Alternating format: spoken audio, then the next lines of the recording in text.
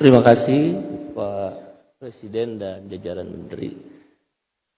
Mewakili 3 konfederasi serikat buruh yang hadir dan teman-teman yang lain, KSPI, KSPSI Andi Gani, dan Bung Eli Silaban, kami sudah mengirim surat resmi Pak ke AFL-CIO, yaitu Serikat Buruh Amerika, agar untuk membantu ada ancaman PHK bagi para buruh di Indonesia bila mana Trump sebagai Presiden Amerika memaksakan kehendaknya dalam pengenaan tarif.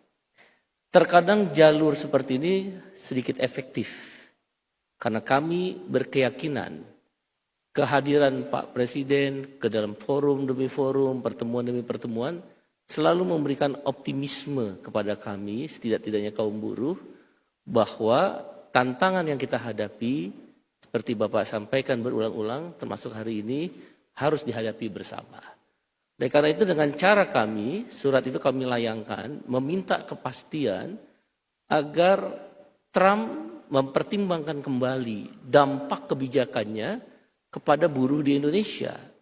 Dan kami adalah anggota International Trade Union Confederation, dan saya salah satu pengurusnya di tingkat dunia di Brussel, di Belgia. Itu biasanya diadopsi oleh Serikat Buruh AFL-CIO dan mereka akan bikin semacam executive summary terhadap ancaman PHK di negara-negara yang dikeluarkan dengan adanya kebijakan tarif Trump.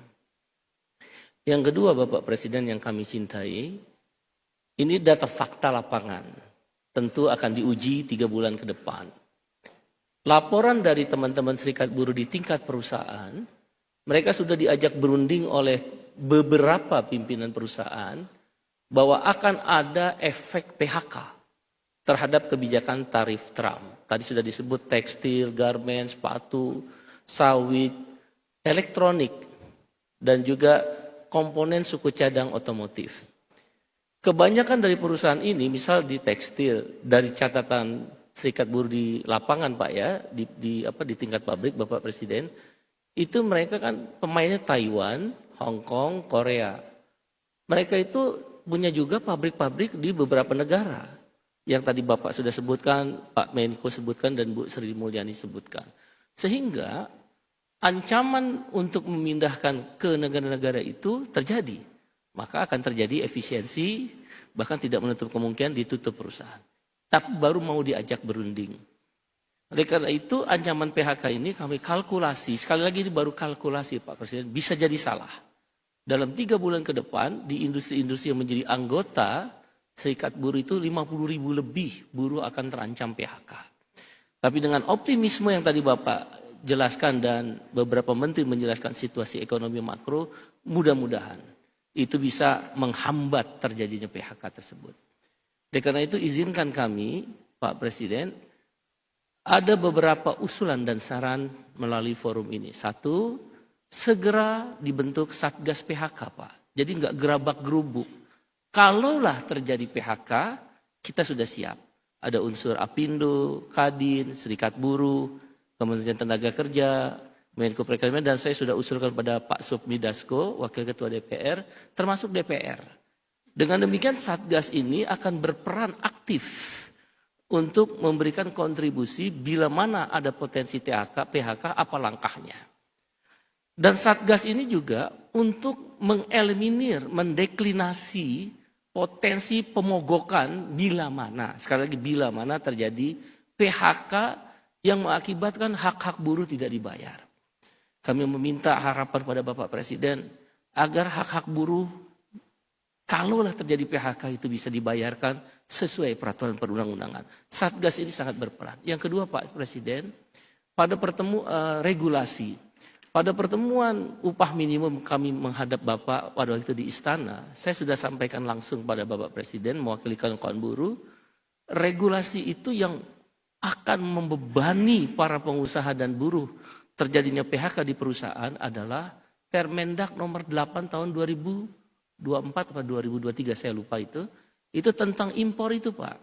Karena ketika nanti Cina pasarnya agak tersendat di Amerika, dia akan larikan kan impor ke negara-negara lain khususnya termasuk Indonesia. Permendak nomor 8 tahun 2003 udah disuarakan oleh banyak pihak tapi nggak dicabut-cabut. Ada apa? Pada waktu Bapak bahkan langsung menelepon Pak Zulkifli Hasan. Sampai hari ini pun nggak dicabut Pak. Mohon kiranya mungkin menjadi bahan pertimbangan dicabut segera supaya bisa menurunkan tekanan terhadap persoalan tarif ini. Kami sekali lagi optimis dengan kehadiran Bapak pada hari ini, makin optimis. Memang kita harus bekerja bersama-sama untuk bangsa ini. Dan yang terakhir renegosiasi Pak. Beberapa waktu yang lalu kami bersama Bung Andi Gani kemudian mengundang Pak Kapolri ke Brebes Pak. Ada perusahaan namanya Tahsung Pak. Dia ada dari Taiwan, Nike, Adidas, Puma. Salah satunya pasar ke Amerika. Dia akan mengembangkan sampai 25.000 karyawannya. Nah, bahkan 50.000 untuk tahun-tahun ke depan. Ini dari Vietnam dipindahkan ke Indonesia. Nah, tentu dengan persoalan tarif Trump ini, dia pasti akan menunda pengembangan itu. Karena dia akan mencari perusahaan Tahsung yang beroperasi di negara lain yang dampak tarif Trump ini tidak akan terasa di negara yang akan mereka pindahkan. Oleh karena itu renegosiasi menjadi penting khususnya di industri-industri persepatuan Pak. Persepatuan kita agak lumayan Pak. Nah perusahaan elektronik Pak Presiden kebanyakan itu ekspor ke Amerika misalnya seperti kelompok Panasonic, kelompok Toshiba itu Pak, ekspornya 100% ke Amerika Pak sekarang. Jadi sangat terasa sekali akan terjadi pengurangan karyawan. Kebetulan saya bekerja di perusahaan elektronik. Begitu juga suku cadang otomotif. Walaupun kita tetap optimis, tidak ada salahnya kita juga mempersiapkan diri demikian Bapak Presiden. Terima kasih.